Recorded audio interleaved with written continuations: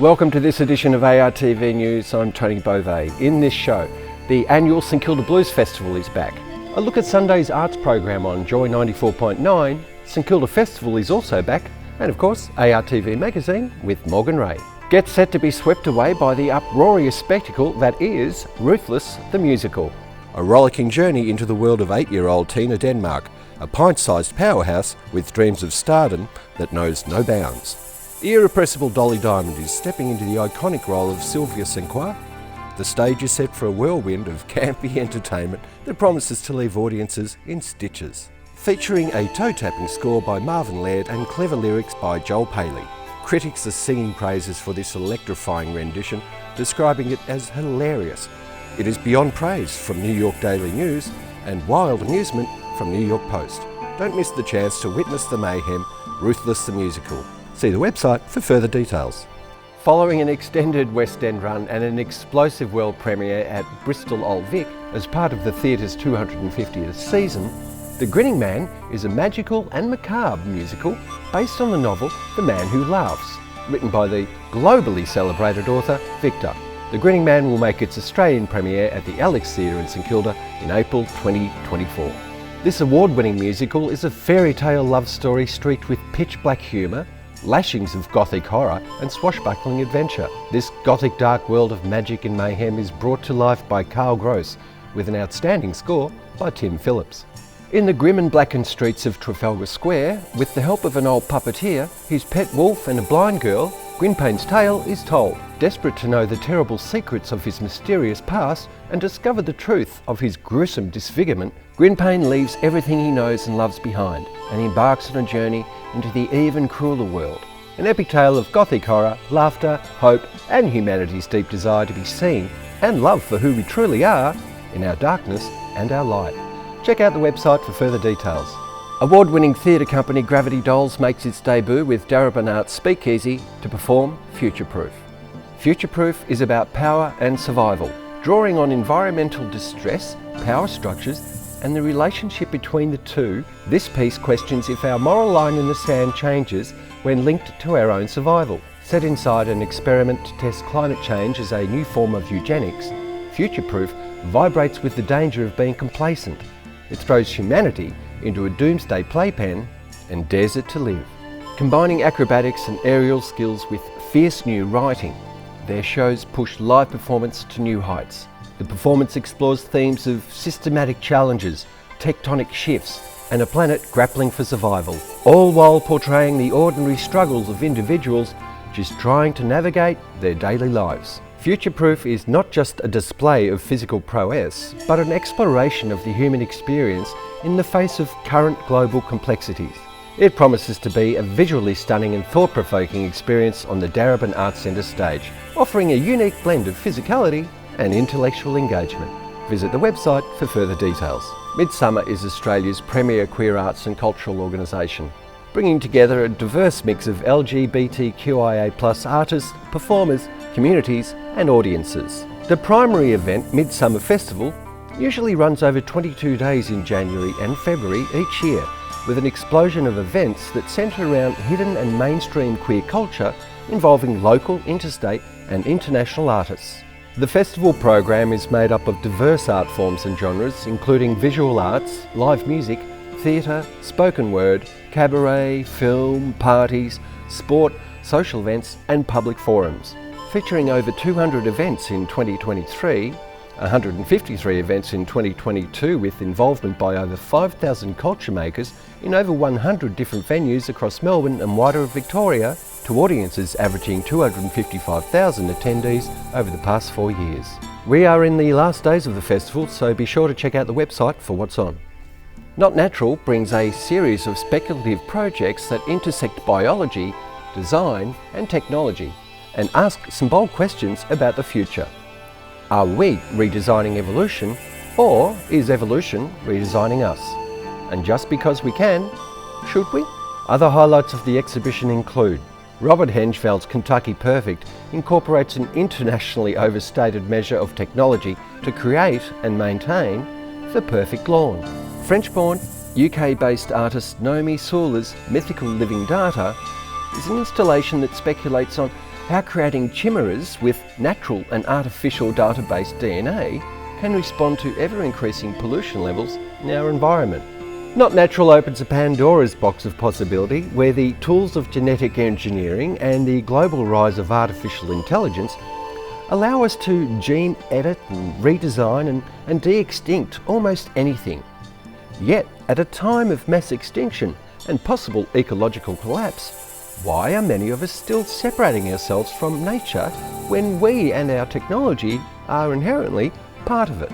Check out the website for further details. Melbourne becomes the comedy capital of the universe as the city stages the enormous program of stand-up comedy, cabaret, theatre, street performance, film, television, radio and visual arts. The 2024 Melbourne International Comedy Festival turns 38, celebrating with its biggest festival with more shows and venues than ever before. The festival is Australia's largest ticketed cultural event and one of the top 3 largest comedy festivals in the world, alongside Montreal's Just for Laughs and the Edinburgh Fringe Festival. An annual event, the Melbourne International Comedy Festival literally takes over Australia's comedy capital Melbourne each autumn. Arguably the crown jewel in Melbourne's entertainment calendar, the festival brings together both local and international performers for over 3 weeks of comedy, music, sly social commentary and most importantly of all, laughs. Check the website for further details. Last month we looked at what to keep an eye on in 2024, so let's have another look. St Kilda Festival will return with an epic weekend of programming featuring some of the best live music acts, family entertainment and a full-on weekend. Melbourne Fashion Festival is Australia's largest fashion event, celebrating design, arts and ideas for everyone to enjoy. The event mirrors and amplifies all that is unique, edgy and wonderfully eclectic about Melbourne and Victorian fashion, while also amplifying broader Australian fashion talent on a local and global stage to inspire consumers, support retail and connect with the industry. Experience the light, nature and wonder of Lightscape. The immersive Melbourne hit returns to transform the Botanic Gardens after dark with a reimagined trail and brand new installations. Surround yourself with the interactive Submergence as well as the beloved Winter Cathedral and Laser Garden at Fern Gully. The National Photographic Portrait Prize is an annual event intending to promote the very best in contemporary photographic portraiture by both professional and aspiring Australian photographers. Photography is the dominant portrait medium of our time.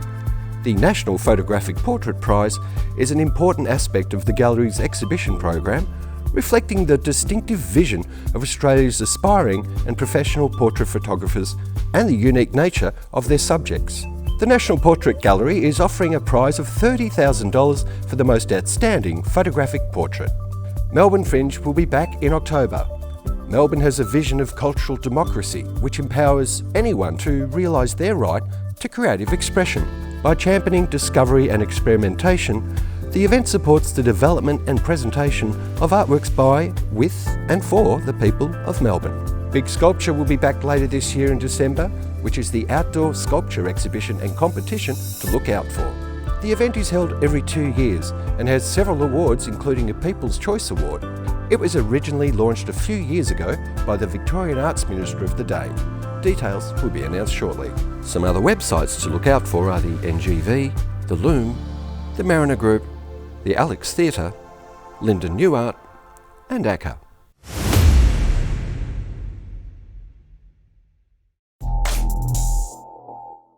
The 5th annual St Kilda Blues Festival returns early March. The St Kilda Blues Festival is an outdoor and venue-based event showcasing local blues talent with a sprinkling of international acts. The event showcases over 20 venues and 35 plus bands with street performances throughout St Kilda. These have included bands such as Hoodoo Mayhem, Second Line Parade, the International Dishwashers, the Black Moles, Justine Jones, Steve Colebrook Trio, Out of Abingdon, Alex Burns, plus loads more. Based on the successful Echuca Moama Blues Festival, the St Kilda Blues Festival is a 3-day free event in March during Melbourne's month of iconic international events including Moomba, the Grand Prix, the Melbourne International Food and Wine Festival and many more. Born from the love of great blues and a passion for St Kilda, the Blues Festival is a great way of supporting local venues and musicians. After all, St Kilda is now the first live music precinct in Victoria. Strategically staged between the Port Fairy Music Festival and the Byron Bay Blues Festival, the St Kilda Blues Festival positions itself to attract local and international artists to one of Melbourne's most popular tourist destinations. Initially focusing in the Acland Street and Esplanade precincts, existing venues will host bands and musicians performing at allocated times throughout the day and evening, with additional pop-up street stages set to keep a music everywhere for everybody vibe. Acland Street Mall and O'Donnell Gardens will be utilised as major stages, with performances scheduled to complement with venue and street stages. The St Kilda Blues Festival begins on Friday 1st of March and finishes on Sunday. Be sure to check the website for details. St Kilda Festival is back and it promises to be bigger and better than ever. The 43rd edition of the iconic festival will take place over 2 days, showcasing more than 50 artists across a packed weekend of music, family activities and heaps of fun. Known as Australia's biggest community festival, St Kilda Festival is a celebration of Aussie talent, community spirit, the vibrant St Kilda foreshore and everything else that St Kilda has to offer. Since the first event in 1980, the festival has grown to be one of the largest in Australia. After the success in 2023 with 375,000 visitors, 2024 looks even bigger with such a variety of music and entertainment. In addition to live music, the festival also features a range of food and beverage options, as well as market stalls showcasing local crafts and merchandise. The St Kilda Festival is known for its vibrant and inclusive atmosphere with community involvement and a celebration of diversity. By showcasing the best of St Kilda's unique culture and history, visitors will be left with an experience that they won't forget, which has been the trend for St Kilda since the beginning 2 centuries ago. On day 1, First Peoples Festival Day will kick things off with a celebration of our First Peoples with a great music lineup on the main stage at St Kilda Beach foreshore. Families are well catered for with a day of many activities in O'Donnell Gardens. Day 2, Music Extravaganza, is where the magic really happens. Over 50 artists and bands on multiple stages, creating a musical storm that's historically drawn around 400,000 visitors to St Kilda's iconic foreshore. With over 70 artists plus street performers, family entertainment, market stalls, local community group activations and heaps more, there's something for everyone at St Kilda Festival. So mark your calendars, gather your crew and get ready for the summer festival of a lifetime, St Kilda Festival 2024. To find out everything that is going on, including venues, artist performances and all the activities, visit the website. Hello, I'm David Hunt. You might know me also as the Art Hunter, which is on Channel 31, Sunday nights at 8 p.m. weekly. But also I'm on air here at Joy 94.9, the only LGBTIQ plus radio station in Australia and only one of 5 in the world. Can you believe that? And everyone thinks there's probably one in Sydney, but no, the only one in Australia is here in Melbourne. Celebrating 30 years. At December 1st was its 30th anniversary. Now, they weren't on full time to begin with because it's community radio, so it took a few years to get rolling. But wow, like the studios are so well equipped. This is one of 4 studios that we're in. It's one of the smaller ones. It's used more for doing international interviews and podcasts. But the Journey of Joy is such a professional organisation. We're on air 24/7, and we've got people listening around the world. Because if you can't get it, if you're outside of Melbourne, because it's only Melbourne on radio, you can listen through the web. And we have many people, and they message in from international people all the time. The show I do on a Friday night is a request hour for 2 hours, and we have people from all over the world requesting. 9 years ago, we started Sunday Arts Magazine.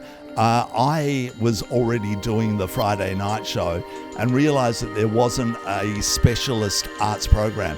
We have jazz programs, we have movie programs, we have lots of other shows, musical theatre and cabaret shows, but there wasn't one covering all aspects of it. So 9 years ago, I came to Joy and said, hey, let's do a concentrated show on the arts. And of course they said, yeah, and the rest is history. It started off as a 1 hour show. We're now up to 2 hours every week. 2 hours is a lot. It's a lot of organising. We do 6 interviews every week, and most of them are in studio when we're doing them as well. So there's people coming and going over that 2 hours. It's really exciting, and a lot of visual artists, because we do some big names, but then we also do smaller people, and a lot of them it's their first time they've ever done any media, and they come on quite nervous and all that, but we make them relax and make them feel good, and they go, God, that was a lot more easy than I thought it was going to be. And the wonderful thing is that once we've done that interview, it's then available as a podcast, and so therefore they've got it, they can use it on their website or their social media, and it gives them a nice little boost to be that little bit more professional when you're up and coming visual artist.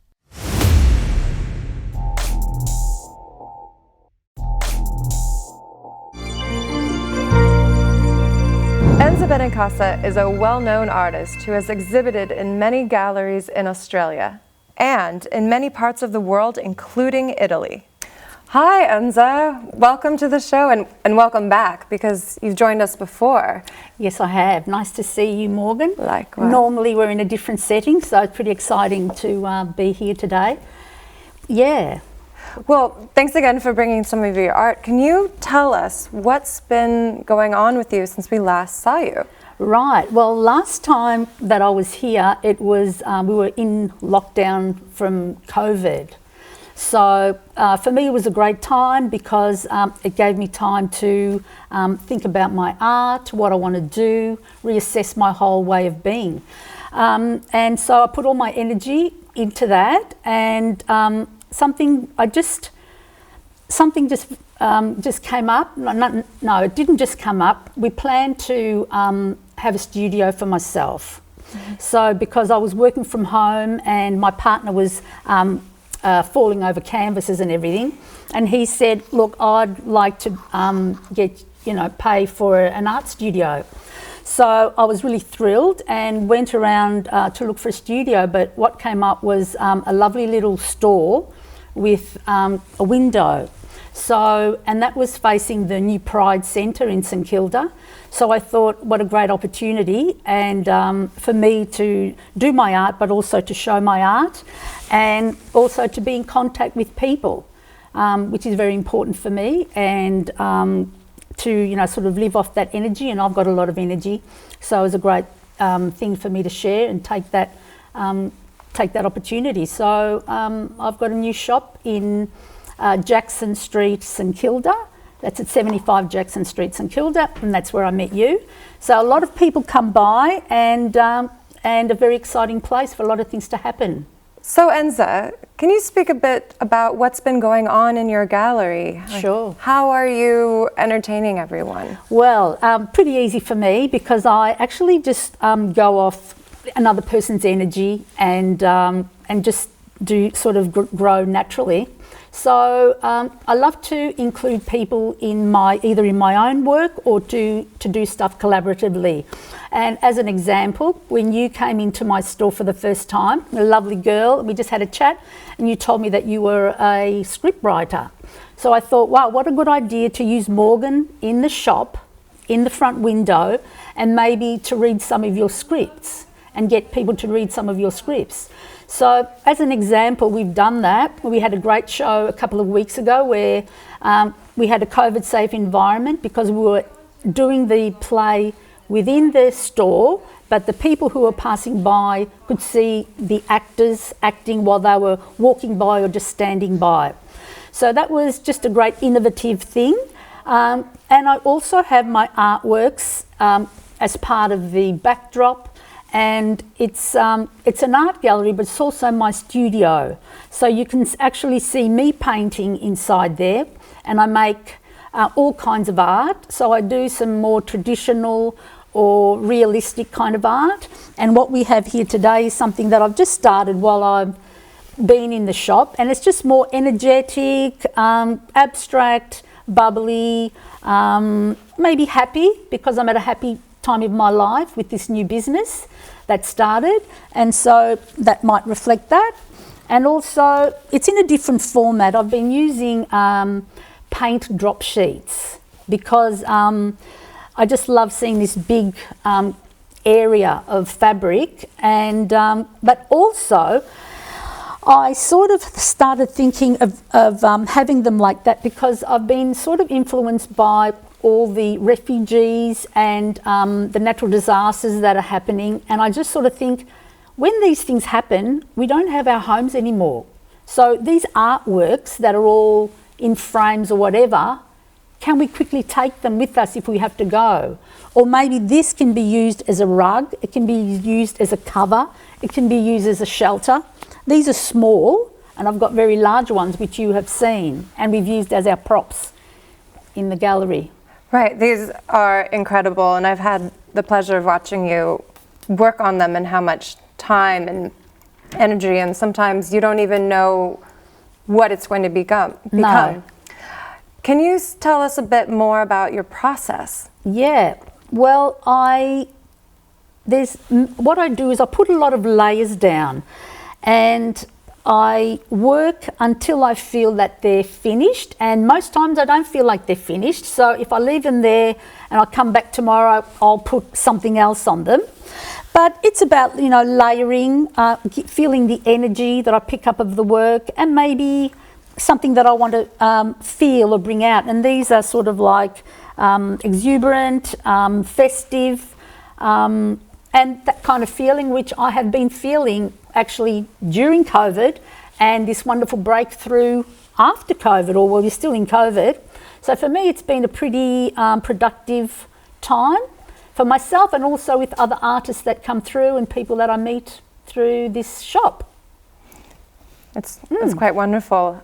So speaking of the shop, what's next? What's going on in your gallery and studio?